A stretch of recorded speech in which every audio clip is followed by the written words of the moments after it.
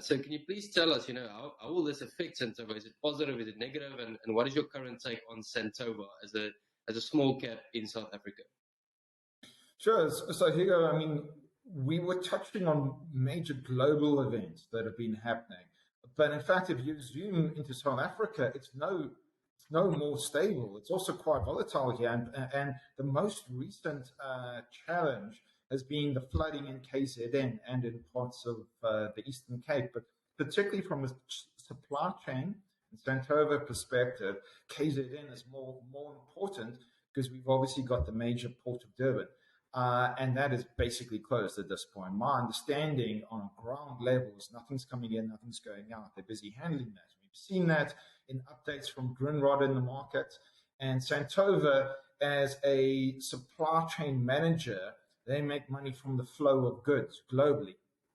That obviously has an impact. So we were having a period where probably and it's highly likely is basically no trade in April. But from Santova's perspective, where they earn the majority of their revenue and income from outside of South Africa, this is no trade through Durban port, but arguably the rest of the world they're still benefiting from.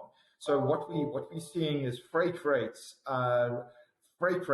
spiking due to the problems in China, and Santova as a global operator where they can find alternate routes and they can operate geographically neutrally, they start to become more valuable to clients. Let me phrase it this way. In the hard lockdowns in early 2020, Santova gained market share and won client accounts. And the reason they did that is because it had the ability to operate. First of all, the system TradeNav that they operate on is cloud-based. And second of all, because they've got offices all around the world and the ability to trade within the group and source the different components of the supply chain that clients need, they have the ability to operate when a lot more regionally and geographic dependent supply chain managers or logistics companies are perhaps struggling or for one or other reason their port is locked down or their port is shut.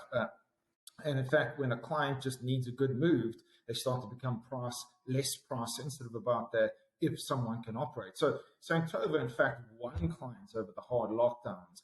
Ironically, they set up in such a way that the more complicated and the more volatile supply chains, the more clients actually need them, and therefore the better they do. So I'm not too concerned, although the disruption may have volume impacts in the long term. It likely has market share gains for Santova, and if nothing else in the short term, it makes clients less price sensitive, and Santova benefits from higher freight rates and better pricing power. So yes, challenges and complexities, but all of these play into the business model that Santova offers their clients, which is actually ultimately a good thing. And if you have a look at the valuation on the market, it's trading at 7.8 times multiples, hardly demanding. I'm expecting some good results out from them in the next month or so. We will look at the knock-on effects out of China, out of Durban port. But I think in the big picture, especially for a longer-term investor, this period of complexity plays into Santova's hands, not the other way around.